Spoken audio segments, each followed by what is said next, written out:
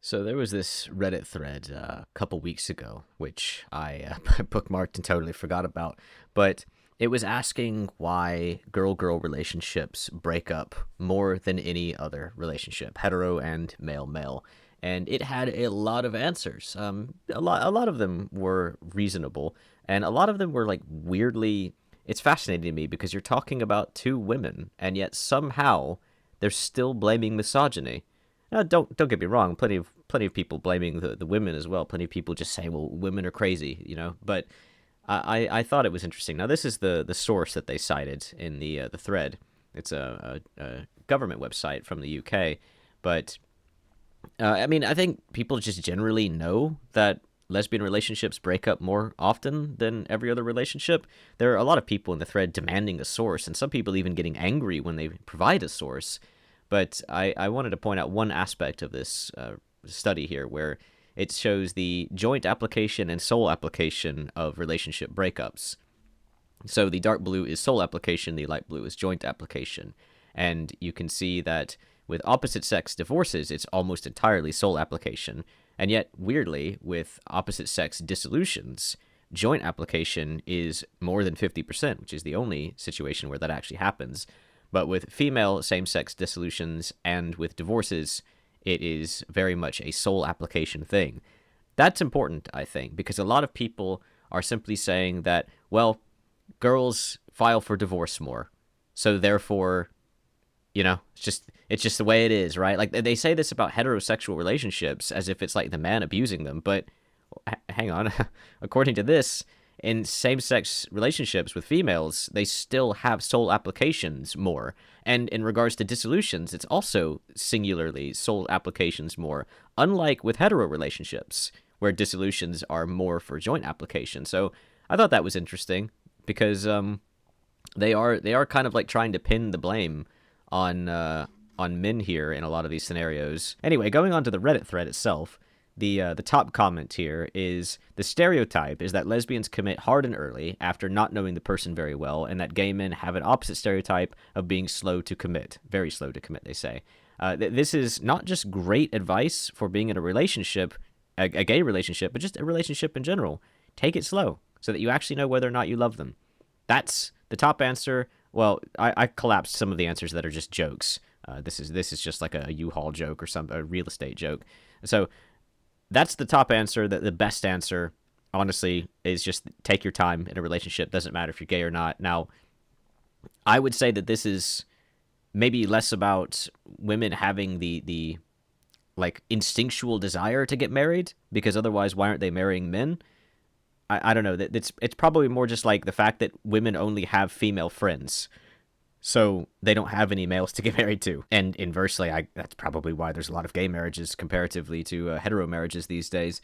But going down to the second comment, the lesbian urge to merge is real, and gay men report much higher numbers of open relationships. So this is kind of like halfway about the first one here, talking about the urge to merge. I'm not exactly sure that, like I said, I'm not exactly sure they have an urge to get married, but I do think that an urge to have a wedding is very real for women. Men don't really want a wedding. I mean, some men, I'm sure, do, but girls, and I do mean girls, children, are taught to be obsessive about the most perfect, wondrous wedding ever. Their storybook wedding. They're trained to fantasize about this, to plan it decades before it even happens. The thing is, once it happens, it's like a character getting their long sought after revenge, and then once they finally got that revenge, their life becomes empty, right? It's probably a little bit something like that. Men are not taught to care about weddings, so the only thing I care about regarding a wedding is not having one. I'd like to be married, but I don't want to have a wedding. And the other thing they start talking about is open relationships. That may have men have a higher number of open relationships, which this comment down here also mentions. They said they were in a university psych class, and they found it hard to believe that something like 80% of gay couples reported having an open or polyamorous relationship, which is a very high number. The response is someone saying that in 2015, a lesbian sex survey found that 15% of all lesbians were in a non-monogamous relationship, and that was back in 2015. And the world is under control of the women. It's been, 11 years since then. I think that number has probably gone up, and it was probably probably fake to begin with. Like, honestly, like, if you've ever been on the internet, you know that women, they'll just hump anything they see as soon as a camera's rolling. Like, they can't help but stripping and humping everything they see. And women, they also, I mean, I don't know if men do this. I don't, but maybe gay men do. I'm not sure. But women have a weird way of defining certain things. There's people out there who are like, oh, well, yeah, I mean, I have sex with other people even though I'm in a relationship, but it's not really cheating because I'm not in love with them. Or it's not cheating because I'm gay and this person's the other gender. It's not cheating because I'm prostituting myself, so it's my job. That people do any number of mental gymnastics in order to protect themselves from the reality of what they are. Like all of these women on the internet, let's see like VTubers showing 20 inches of cleavage, and it's like, oh no, I never look at prawn. No, prawn is gross. It's icky. I never look at that. Like every single second of every single stream you do, you're making prawn. All of your friends are making prawn. Literally your entire life is as a prawn star. What are you talking about? Of course you look at prawn. It's ridiculous. People, like I said, they just do crazy mental gymnastics in order to defend themselves. But moving on. Women initiate divorce far more than men, so double the women in the relationship is double the odds of divorce.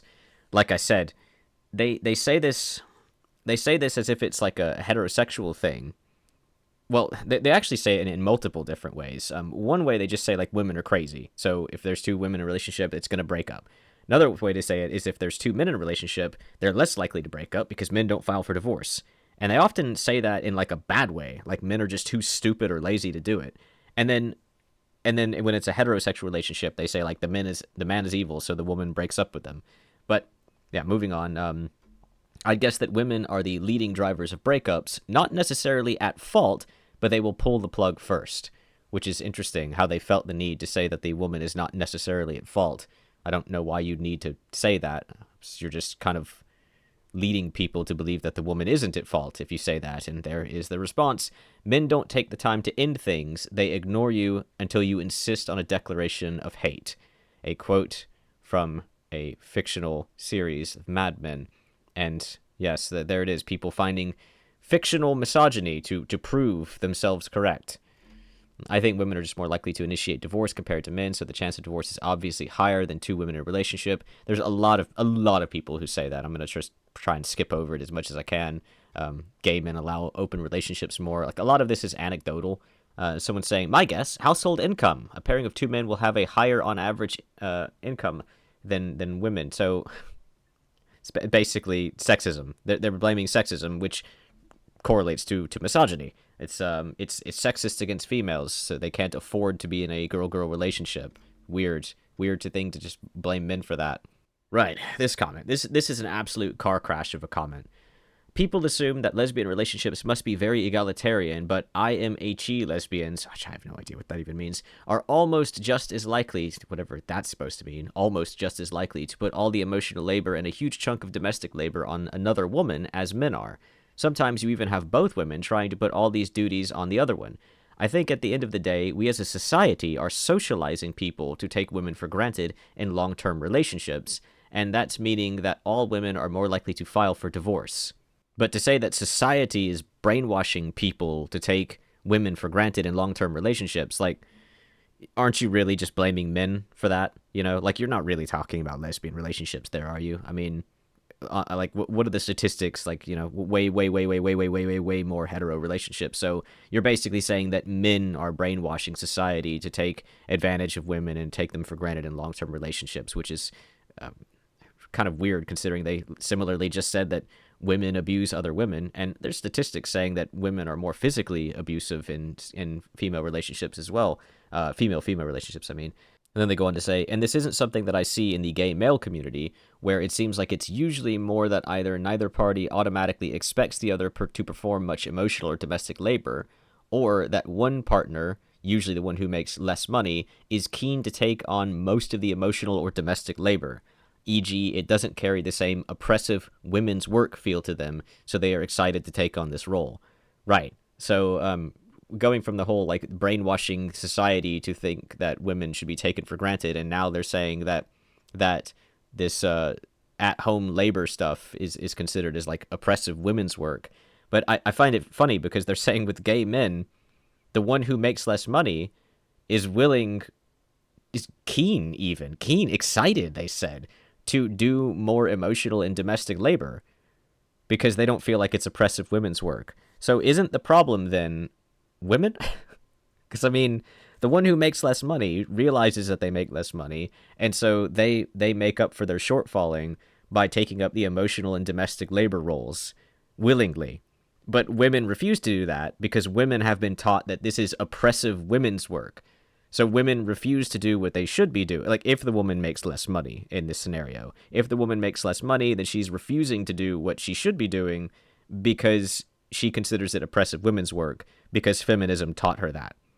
Whereas in a gay male relationship, that doesn't happen. And men are actually excited to take on the women's work, which I don't know, it just seems like pulling your own weight there. And in the final whiplash moment of this car crash, your neck's going to be hurting after this. They say there's also the fact that gay women are more likely to make significantly less money than gay men, and marriage has financial benefits. So we're back to sexism because of money again. Lesbian marriage rates are way higher than gay male marriage rates in the first place, and this is a big reason why. So I would also guess that's part of it. If lesbians are more likely to get married for financial reasons, then they're probably also more likely to get divorced for financial reasons, which is already a major driver for divorce. So lesbians are so smart that they get married for financial reasons, but then they also divorce quickly for financial reasons. Because, how does that make sense again? I mean, if sexism means that women make less money, and they're getting married, if they're getting married for financial reasons, the gay women, why are they also getting divorced for financial? That doesn't make sense to me. None of that makes sense to me. It's just all over the place. And look, they took their best stab at it. Kudos for that. Like it feels like an honest reply at least, and I don't really feel like they are intentionally being misogynistic with that, but it does sort of come across as like light misogyny, like just a perception of it. It's a difficult comment to track. Straight men rarely file for divorce. In bad relationships, they just tend to suffer, have affairs, or sadly commit domestic violence. Makes also consider the majority of the family wealth to be theirs.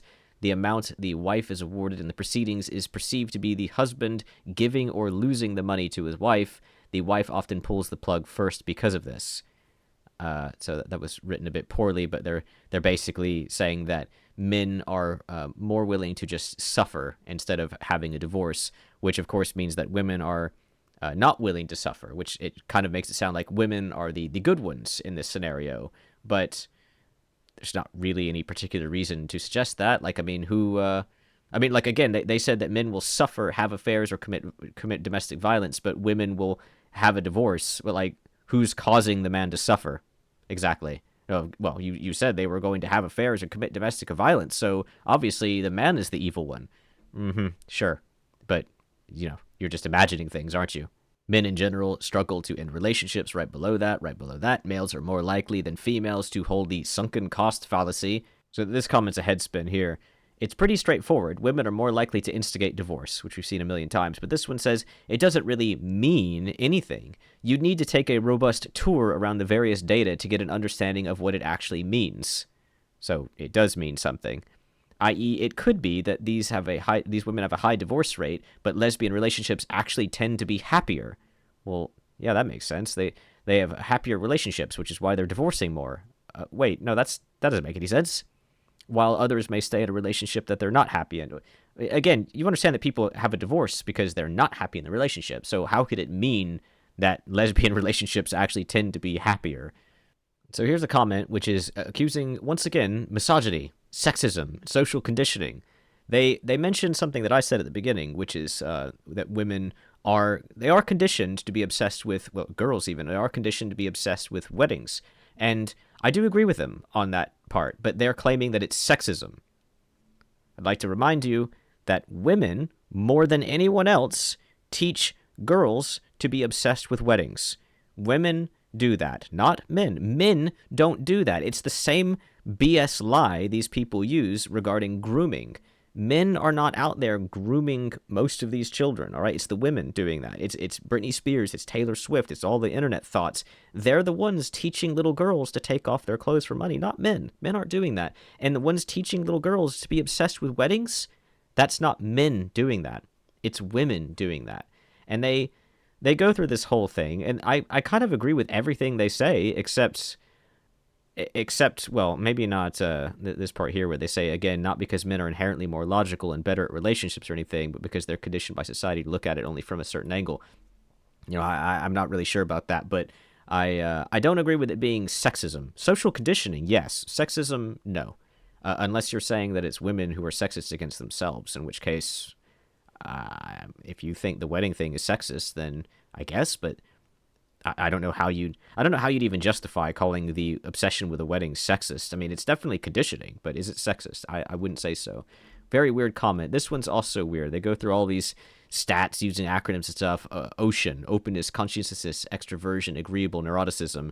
They're talking about all these kinds of mental stats that people have.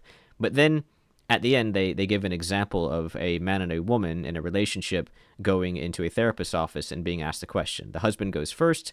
The counselor immediately asks him what gives him hope and what causes him fear regarding the marriage. The husband says, "My wife is my best friend, plus we live together, and we still have sex too. That definitely gives me a lot of hope." The woman is then asked the same question, and she says, "My husband and I have essentially become best friends/roommates and occasionally sleep together, and that really scares me." And then they say, "Neither is right, just very different." No, the woman is wrong. The woman is very wrong. The woman married him, and now she is his best friend. She lives with him. She's trying to like criminalize it, like de-empathize it by calling them roommates. They live together. You're not their roommate. You're their wife, and you occasionally sleep together. No, you have sex together. See, she's trying to take the marriage out of the marriage, and she says that really scares her. It scares her that she's married someone who she sees as her best friend, whom she lives with, she feels safe around, whom she has sex with. That scares her. So this is a case of like ultra neuroticism. She wants to have her cake and eat it too. And I mean, this is just a fictional example, but my problem here is that this person is saying that neither is right, just very different. No, the male is right and the woman is wrong. It's very, very obvious. Many men would rather live in misery than divorce.